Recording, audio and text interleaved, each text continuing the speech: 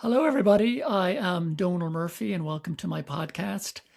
The following conversation is a beautiful one, infused with practical advice, spiritual wisdom, and what we can learn from the intelligence of nature and animals. If you recognize that your growth, your potential, and your becoming are at a pivotal breakout moment, this conversation is for you. My guest today is MaryCay Durrant, a speaker, facilitator, and leadership and business performance consultant. For 30 plus years, she has helped leaders and businesses orient from broken playbooks to systems and paradigms that rekindle the human spirit, going from positions of doing, producing, and performing to being, partnering, and growing. Her work has touched thousands of senior leaders at more than 100 companies, including Johnson & Johnson, Deloitte, Pepsi, Hyatt, and KPMG.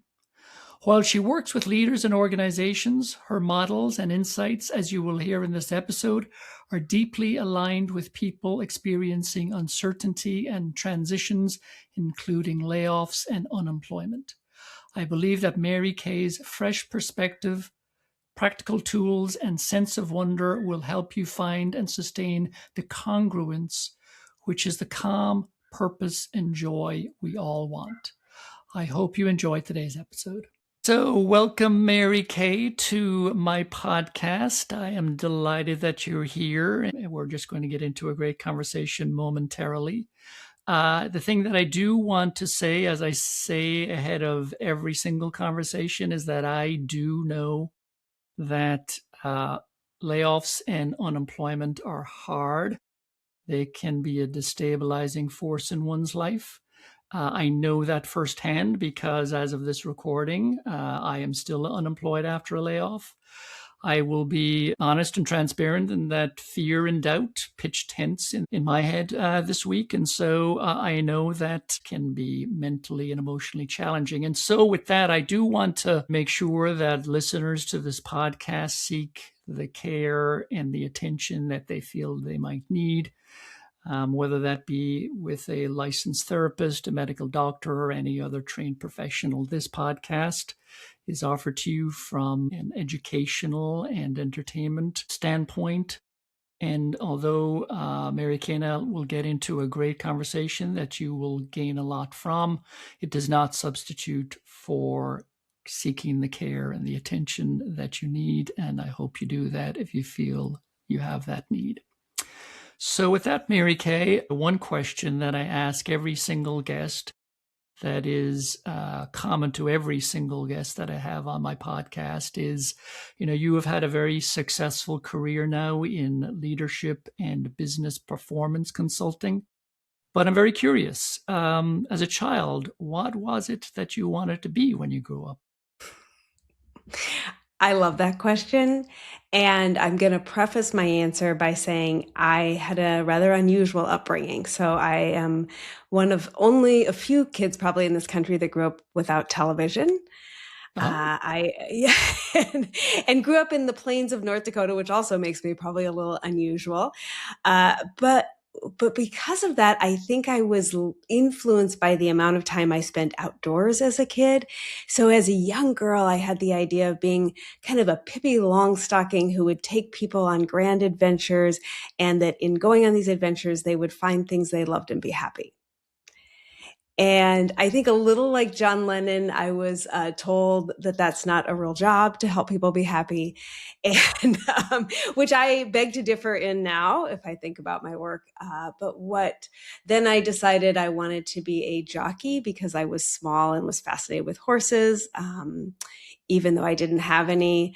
And then I wanted to be a teacher. So all things that were about as far away from business as you could get, which I think is another part of the story that we'll probably explore together. Yeah. It is interesting that, for people that have listened to my other episodes, the themes of being happy and being happy in one's own life and helping other people be happy is a theme that has popped up time and time again. And also teaching is a theme that has popped up from the previous guests that I have interviewed. So it's interesting.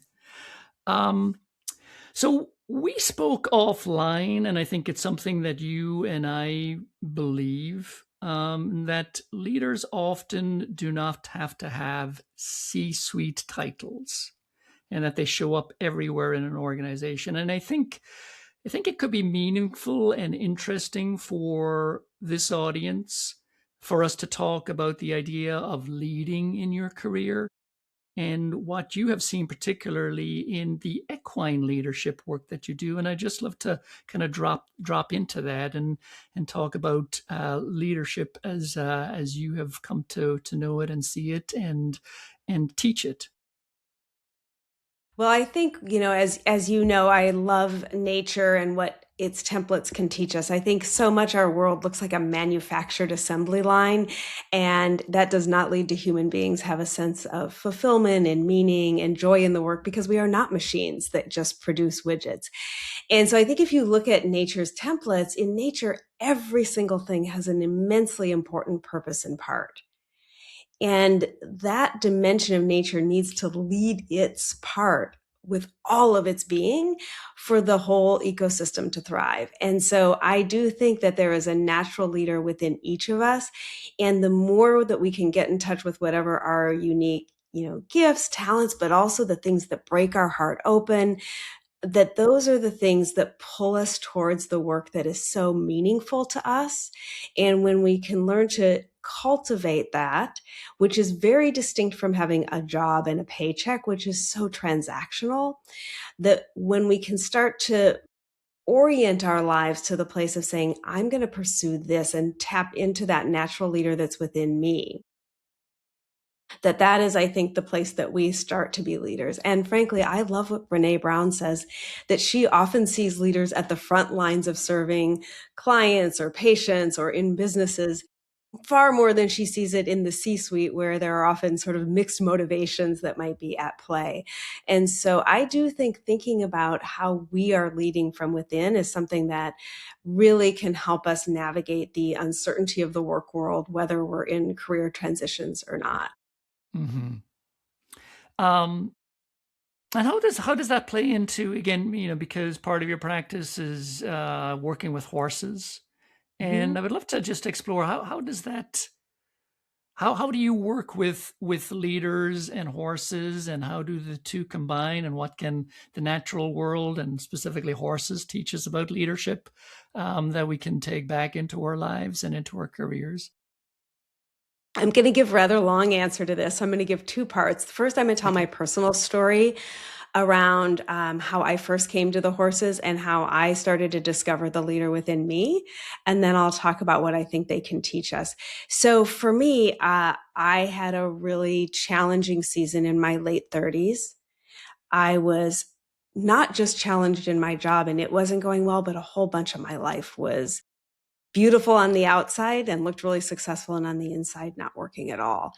And serendipitously, I found myself on a hot Colorado plain in the middle of July with 5 women I did not know and a whole herd of horses.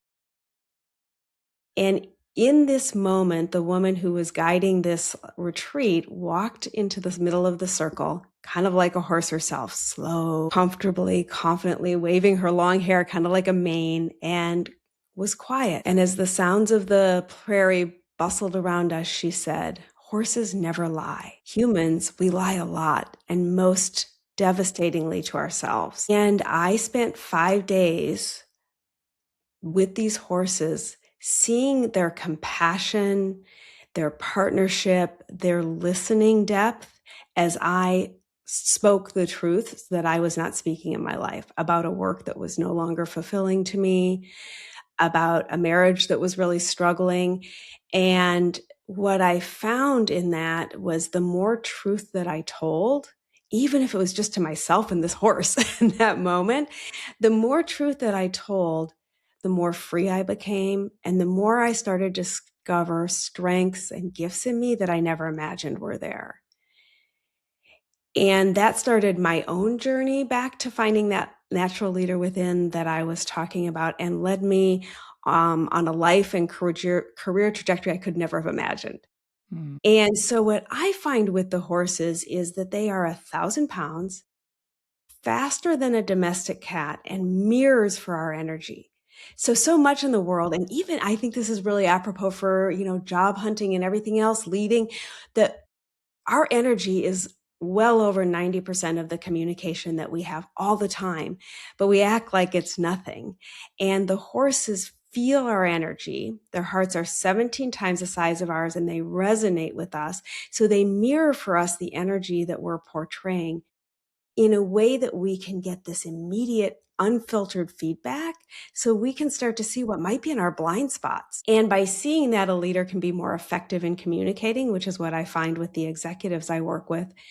But for people like me who aren't living their true nature, that mirror becomes a compassionate guide back to who I really am. And if we think about it in the context of our work, if we're pretending to be someone we're not, and I'm sure most of your audience is not in this place, but for me, I was pretending that I cared about, big corporate quarterly results. I didn't. I care about people having meaning and fulfillment in their work. There were the more that I got in touch with what I was projecting, that was actually creating tension in my work relationships. People didn't trust me. They could feel in their mirror neurons that there was something different from what I was feeling into what I was saying. And so as I brought those and learned from the horses to bring those in alignment, I started having more energy in my work. It took less out of me. And over the course of several years, my work started to migrate to things that really were mine to do, my part. And I found that I had a lot more energy, a lot less burnout. And so I think for us to start to find those places of where and who are the people, even if we're not around horses, that can mirror for us those truths that we're not looking at, that can help us find the work that's really ours to do. That's beautiful and very powerful.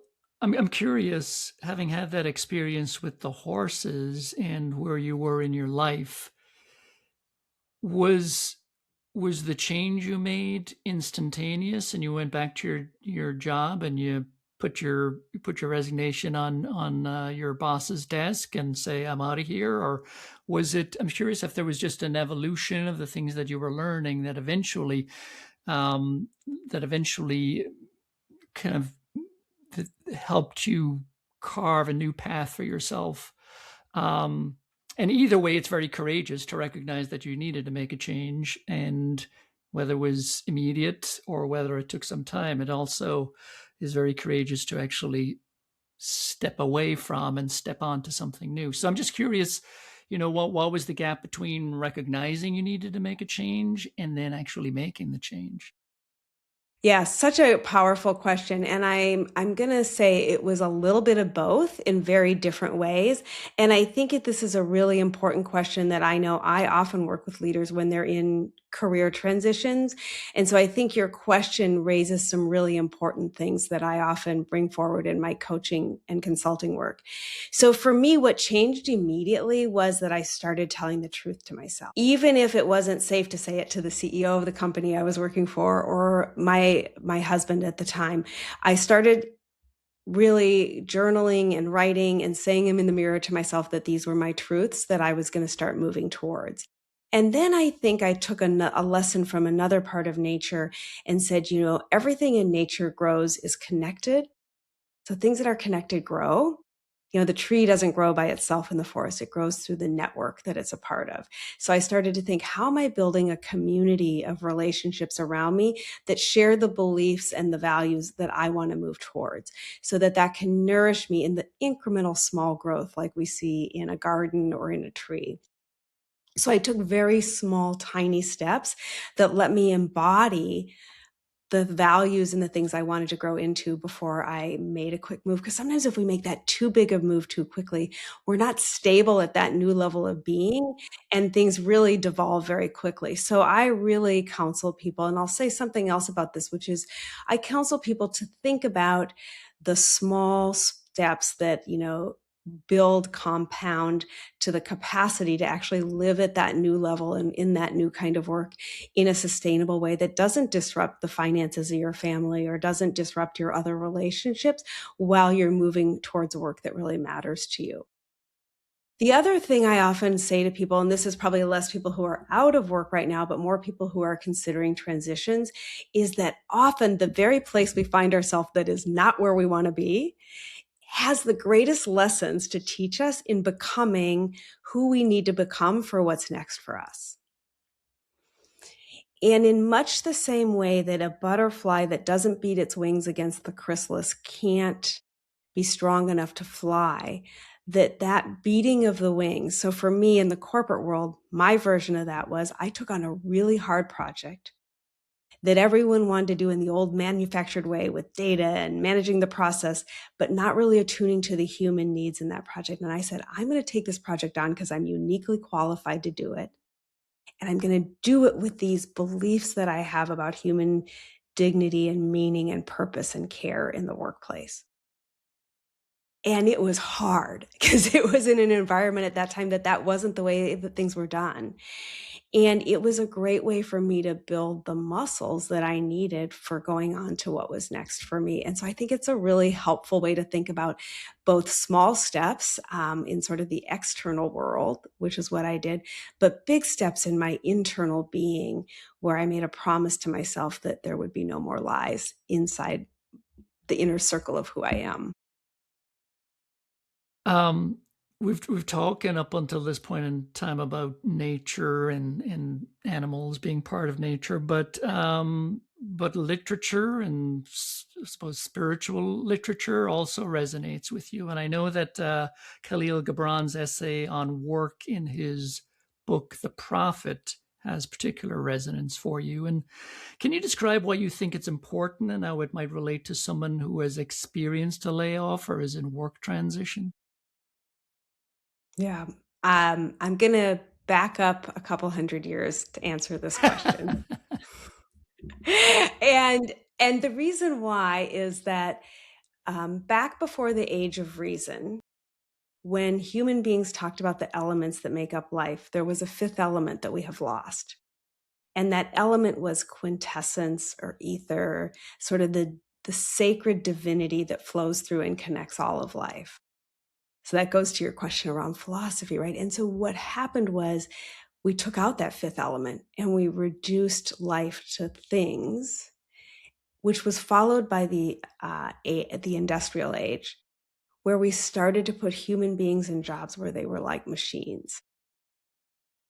And I think there are so many remnants of that in our work today. And I think that when we lost quintessence and this idea of connection, we lost a little bit of what is sacred in work. And so I think it's worth considering. Everybody gets to choose for themselves, like, what is work to you? But what Khalil Gibran believed was that work is love made visible. It's to fashion the breath of your spirit into something of beauty and goodness that you love and are proud of and has meaning for you. And so I think there's this idea that our work, which might be distinct from our job, that our work in the world is part of us becoming the best version of ourselves. And I think that leaders who lead for today's world and the future lead with that belief that part of their responsibility is not just being fiscally responsible, but actually being responsible for both profitability and a successful service to customers and their people growing and becoming their potential. And that elevates the possibility of business. So if we go back for each of us as individuals to say, I want to think about my work as who am I becoming as a person? And how is my daily work in the world part of that becoming? How is it contributing to me at the end of the day, feeling I became a little bit more of that potential, that self at the end of my life? I want to look back and say, I was this person. And back to my earlier story, that might not always be possible in the jobs that we're in. Sometimes we're in a place where we need to trade our hours and energy for a paycheck to support our families or whatever those needs might be. And then my encouragement to people is to say, how are you using the extra energy that you have to say no to things that are only not adding real value to whatever you're contributing, and instead using that energy to start to define your own definition of what work is and you becoming your potential, kind of like I did in my corporate job. So I think that wisdom of starting to infuse that energy of potential and becoming and contribution back into work helps us find meaning. And what I experience with my clients and in life around me is that as we make those small steps towards that, eventually there's a point at which that work that was just for the paycheck falls away. And then right behind it is something new that we could never have imagined. In the same way that that caterpillar can't imagine the butterfly, in that process, we become someone for whom that work is no longer sufficient, and somehow new relationships, new opportunities come forward. Yeah, and actually, rewinding, and maybe the question is, because you went through it yourself, what are the expectations or what are the guideposts? But and just as you talked about, just that that sense of just kind of evolving into who your true nature is. And if you're in a job, recognizing that maybe you're bigger than the job, but you still have to be in the job. And in your case, you were still in that job, but you're recognizing that there was a no new vocabulary that you were going to be using for yourself and maybe, with others and with colleagues and collaborators. So when you were going through that for yourself, did it feel awkward? Did it feel weird? Were people looking at you, in a different way, going, okay, well, MaryCay was talking the corporate speak on Friday, but now she's come in on Monday morning and she's talking with a new vocabulary, or she's presenting herself in a different way, or she's pushing a different idea of how things can be different, or at least for herself, how she's going to pursue this work in a different way. So I'm sure that that takes a lot of courage too. But I guess ultimately, yeah, going back to my question is, what should people's expectations be in terms of themselves and what they're noticing in themselves, and as well of what they're noticing in others as a reaction to kind of the evolution of who they are? So I will say, yes, it felt terribly awkward. And still, things I'm growing into today still at times feel immensely awkward. And so I think accepting that comfort is not the desired goal, it's like that growth and becoming is. And then I'm going to say that the back to the tree and the mycelium under the ground that serves the tree's growth. I think the most important thing we can do is start to build connections with people who are going to listen to us and speak to us as the potential we declare we are going to be. So those likely are not the colleagues around work who we're getting a project done with, but finding that small group of people that we are connecting with regularly, and we're listening to them as their potential, and they're listening to us as that. Because the one of the big lies we're told in this country is pull yourself up by your bootstraps, be strong and independent. I think it is responsible for the most burnout. It's also responsible for our lack of fulfillment because we're meant to do things together. So I think my first encouragement is find that group of people and gather some resources around you that help you learn to question your thinking with each other. You want to be each other's horse's herd.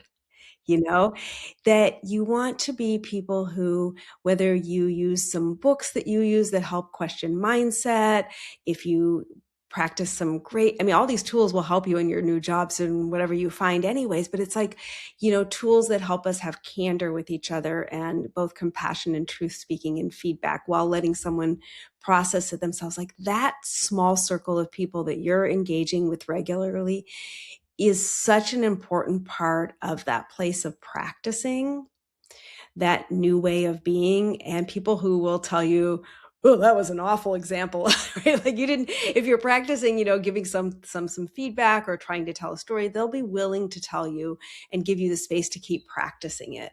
And so I really think that was an important part of my journey. And I see it in all the leader development programs that I'm a part of, that really makes such a big difference. And then I would say there's a really great article which I can give to you that was years ago, and and HBR about the authenticity paradox. That, Hmm. that we sort of have this idea that if we're being authentic, it feels good and it's a fixed state. But the reality is that as human beings, we are always evolving and becoming something different. If we're not, we're dying.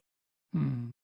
And so recognizing that often to continue to grow into who we might become and who we want to become, and we've all seen it in our lives. The first time we became a parent, it felt really awkward. Or the Hmm. first time that we started our first job and put on a suit or whatever we put on, we're like, oh. And then it becomes part of our identity and it becomes more comfortable. So recognizing it is going to feel really awkward. Hmm. And it's gonna be messy. Like all birth is messy when we look anywhere around us in nature. And so, again, back to having that community of people who will laugh with you in the messy parts, cry with you in them, that will be with you. In your introduction, I felt my heart pull towards yours when you said you've had a week where the tents of doubt were popping up in your mind. That was such a powerful visual. And we need that circle of people because that's part of stretching, that we're going to have those. And so I think recognizing that, yes, the behaviors will be awkward and messy, and that group of people will help us interpret it, not through the lens of the result we got in that moment, but through the lens of the person we're becoming. Well, I really appreciate that you specifically called out messy, because all change is messy. And I know that we live in a, social media is ubiquitous now. All of the celebrities that we follow are now on social media. I think there's this perception that one day they were a nobody and the next day they were a celebrity. Say what you want about celebrity. I'm just making the case that for somebody to go from, I don't know, somebody who was, strumming on their guitar in their bedroom to you know, headlining the halftime show at the Super Bowl. I bet a lot of that was messy, and for us to just be aware that it's messy, it's difficult, it's, you know, may want to give up sometimes, Yeah. but that it doesn't come easy. Yeah. And if and maybe again, maybe this is my thought, my idea, but if it came easy, maybe it's not the right thing, or to be maybe a little suspect of the easy. But anyway, I just wanted to say thank you for being transparent and uh, and bringing that sense of it's messy and expected. Yeah. Yeah, the woman, I want to say two things about that, if I may. The woman who I mentioned at the very beginning, who introduced me to the horses, she said, I want people in my life I can get messy with. Because we think we can trust the people that things are always perfect with, but real trust comes when we can get messy and we have the repair, the skills for repair, which I think the Gottmans talk about. So I do think that, like, not that we want to be messy on purpose, but that we can have compassion and generosity with each other in it. And then when you were talking about, movie stars, again, still don't watch much TV, but I had a real blessing a few years ago where I got to work with the musician Jason Mraz. And he would tell the story of his father was worked in construction, had his own business. He had one employee. It was Jason. And, his dad finally said to him, you're a terrible carpenter. You should just go do your music. But that he had, decades of not knowing, not thinking it was good enough. It was a real journey for him as someone who's just like, we think about his ballads and his work, and his music's so beautiful.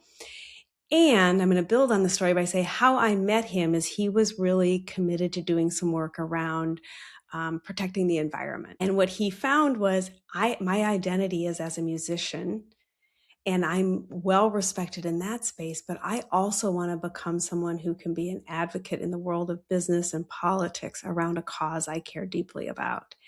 And so even for him, that next phase of growth into the theme we've been talking about of becoming was really messy. And he also sought a community around him of people who had skills in some of those areas and would listen to him, not just as an extraordinary musician, but also as someone who had good business sense and who had the ability to influence policy.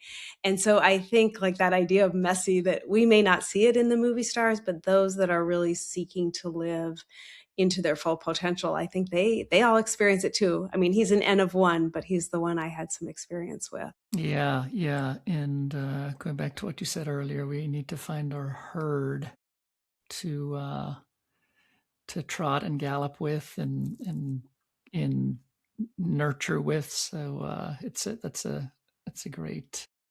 I'm holding on to that one. Um, in your work, you talk about shifting from doing and performing to being and partnering. I mean, we've touched a little bit about this on this already, but why is this shift especially important, do you think, for people who are in job search and career transition? Yeah.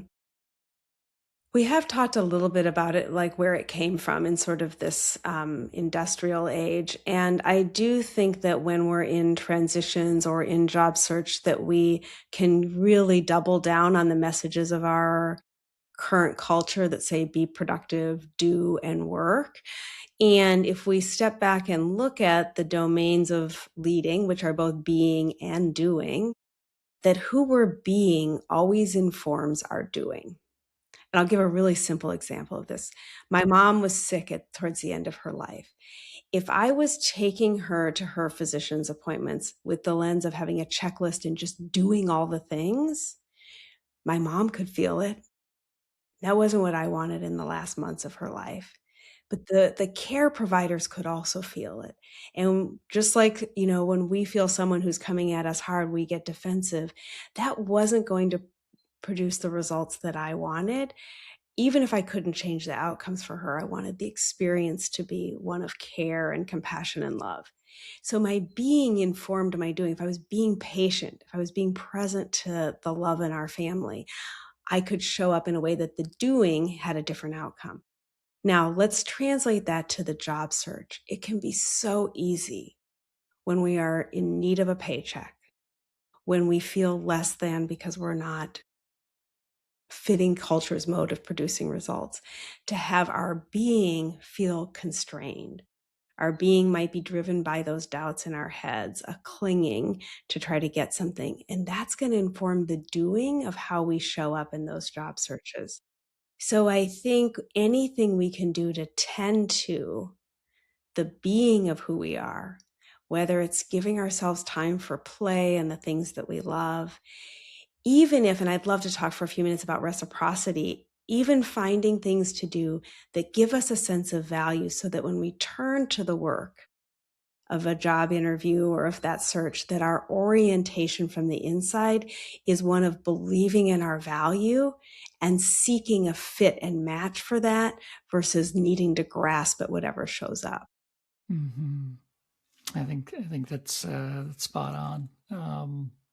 And again, a kind of a common theme in the conversations I've been having on this podcast is not sitting in front of your computer for 8 hours a day looking for work and applying to jobs. But and again, everybody's layoff situation is different, and I'm very sympathetic to people who really need to get back to work fast, oftentimes because of finances and economics. But if it is even possible just to take few minutes every day, or pick up the hobby that you set by the wayside because you were just too busy, or reconnecting with the people that you hobbied with. I think it's just reconnecting and then kind of dropping down into your being and your partnering is very, very important in this process.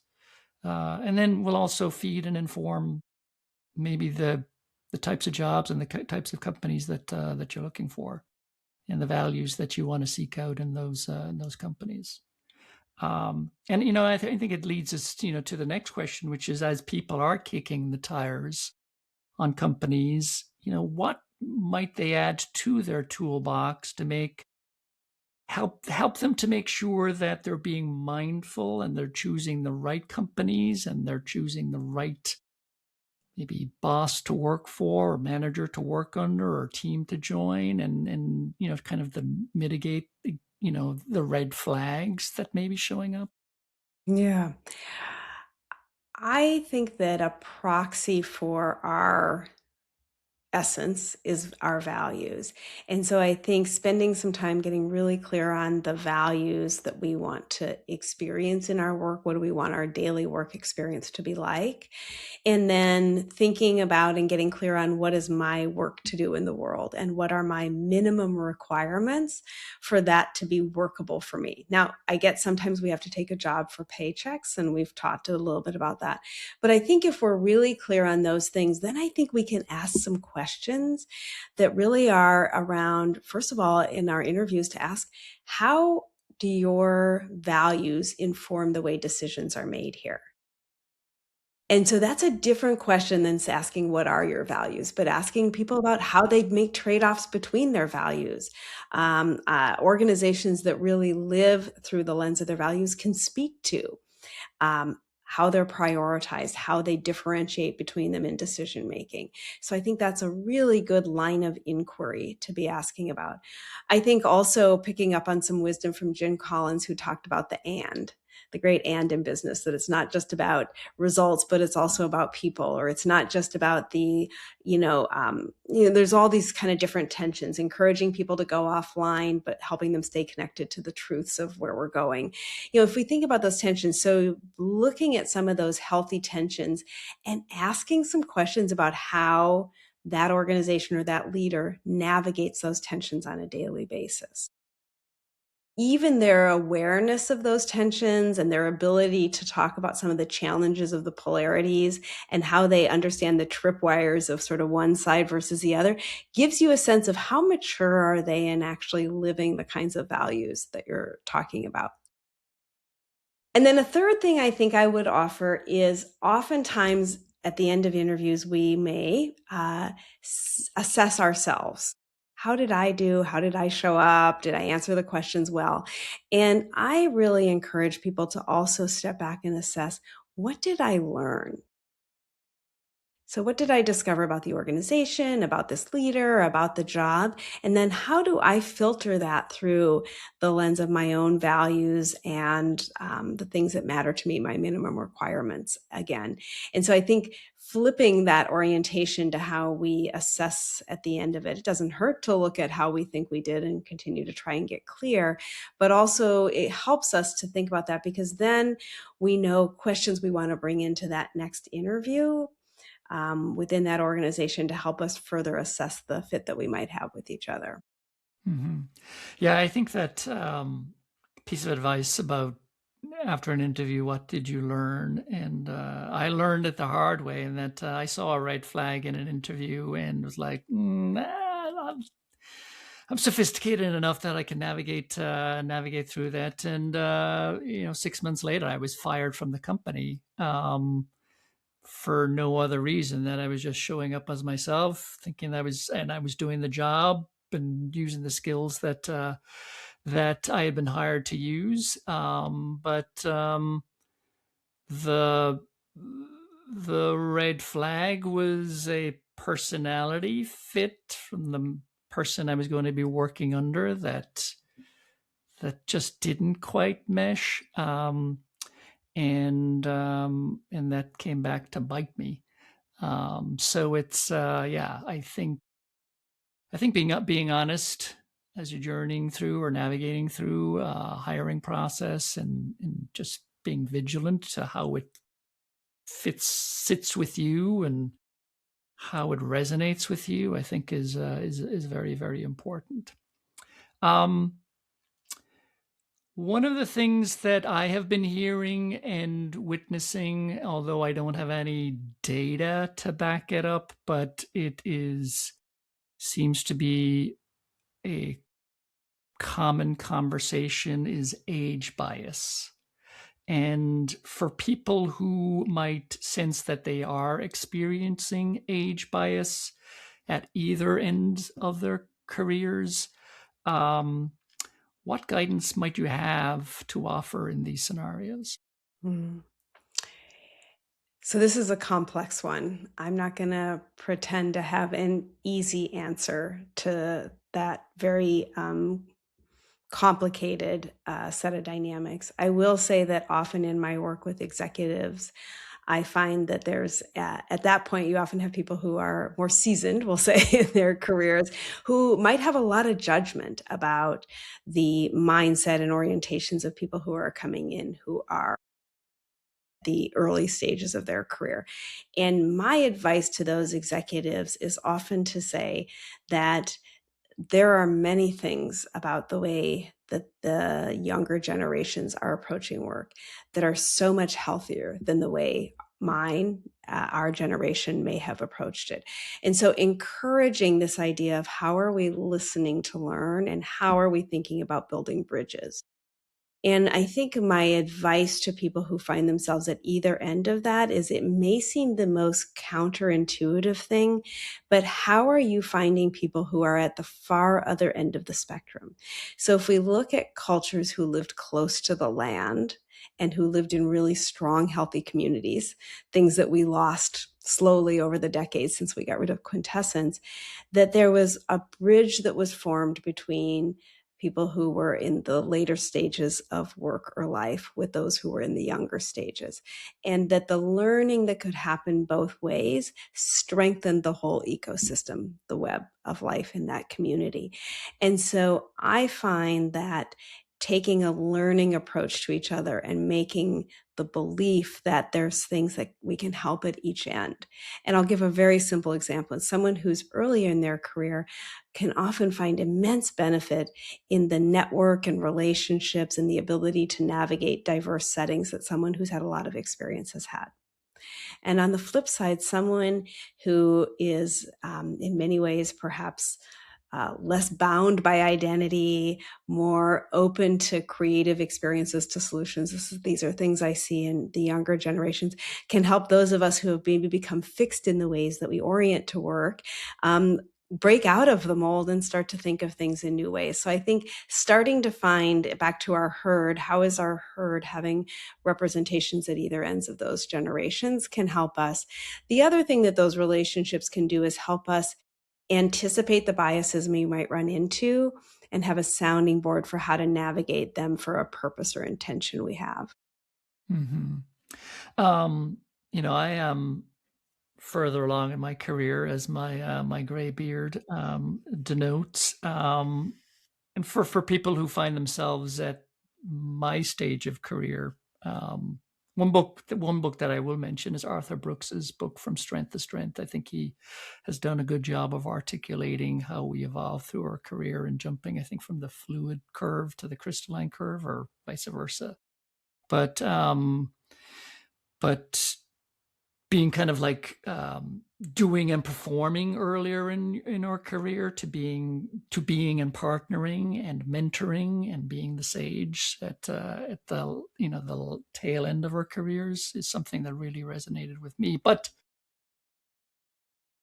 I feel like I've been having my blinkers on, going back to the horses, but I never um, I'm glad that you brought up the other end of the career journey, and it does make me think that when I make my way back into the workforce, to actually pay attention to the younger generation, those that are starting out in their careers, and what can I learn from them, that will enhance my day to day. So yeah, I've really had my blinkers on because of where I am in my career, on the age bias towards the back end. But I'm Mm-hmm. glad that you think about it in terms of both ends.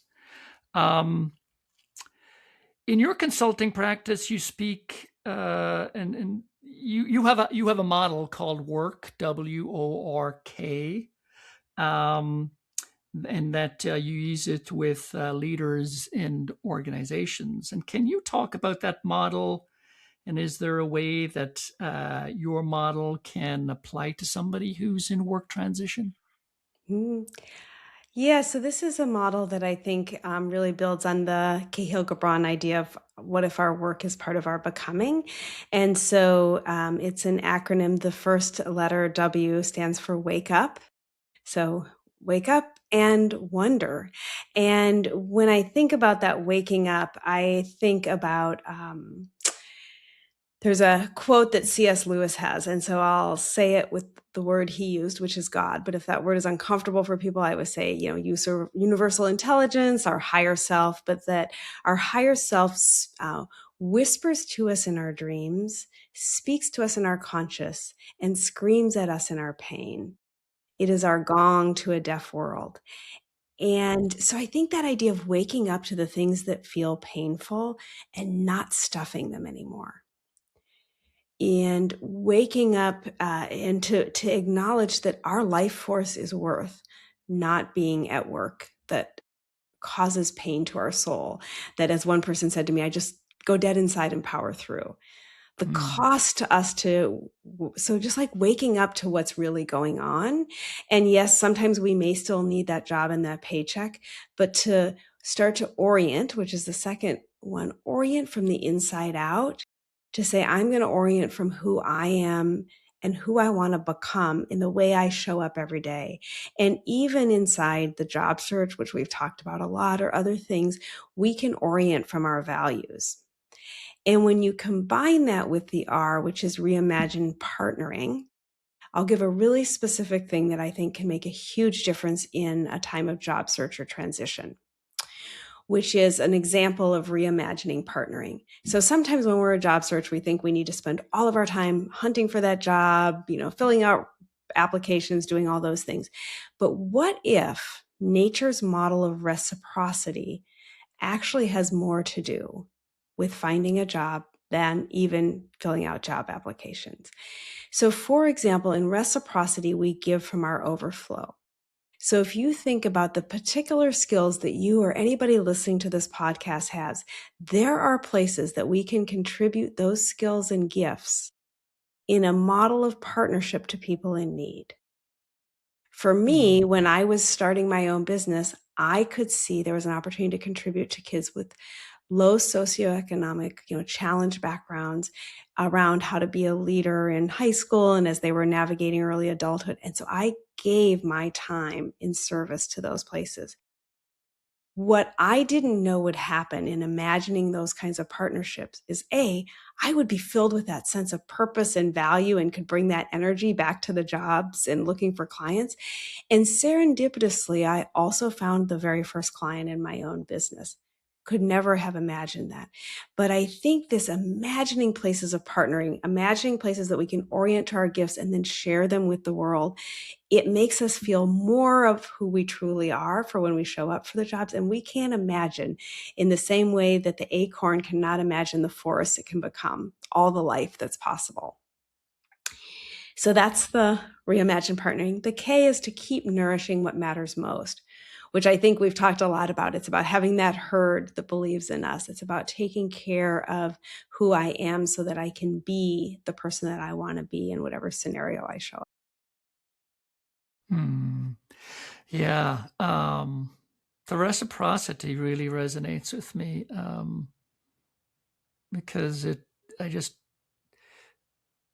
put it, just understanding who you are and just putting it out into the world, and just being of service. And it can be being a service in an actual job. It can be in service in your life, volunteer opportunities. But I have found in my own experience, when I put my gifts out into the world, wherever I put them, um, the experience is so joyful, and I end up having experiences I would never have imagined of experiencing, meeting people that I would never have met, um, gaining even a greater understanding of who I am through the experience. And for me, I just think that there's only upside. There's only upside to putting your true, authentic self out into the world, and I guess doing it unapologetically, to just say, "This is who I am," and I think I'll speak for myself, which is I think the older I've gotten, the more unapologetic I've become about who I am. I definitely didn't. I wasn't that person in my 20s, and to my detriment, I think. But recognizing who you are, your own unique self, in terms of job skills, personality, talents, strengths, and just to offer those in service is so powerful. And certainly something that I have, I know of you, and I know that you and I have our recent acquaintances, but everything that you said in the course of this conversation um, is definitely mirrors everything that I know about you and your consulting practice, and how lucky are we to have people like you in the world who have taken the courage to step into their full selves and to lead with that in service. I think we're gliding out of the conversation here, and this has just been such a rich conversation. I think I could talk to you for hours and hours. But within the confines of this podcast episode, I guess the last question that I have for you is, if you could whisper one piece of advice to people in transitions in their work, what would it be? And I'm going to get closer to the screen if you whisper it. Let the beauty of what you love be what you do. I love that. I'm going to take that. That's beautiful. Thank you, thank you, thank you. Thank you so much for having me here. Yeah, I will put this in the show notes, but how can people find you if they wanted to learn more about you and the services and your consulting practice? My website's probably the best place to find me. It's my name, MaryCay.com. And, I'm doing more and more kinds of experiences with nature to help people really get in touch with work in the ways we've been talking about it. So would love to connect with people, have a newsletter that is monthly to help people live from that work model. So I hope it might be of service to some of your community. Well, thank you for that. And as I said, I'll put the link in the show notes. MaryCay, thank you. So great being here. I had no right to ask you to come on to my little podcast, given all that you've done and all that you've achieved and all that you do. But I think it's a testament to you being of service to communities in my layoff and unemployment and career transition community in particular, that you would want to lend your the weight of your voice and the weight of your wisdom to these conversations. So I can't thank you enough. Well, thank you for having me. You're too humble, and I just want to say, like, the mycelium and the sequoia have equal weight in the world, and I think that you really undervalue the beautiful sequoia that you are of the gifts that you bring to people. So thank you for letting me be part of your community. Thank you. We'll talk again soon. Take care. Take care.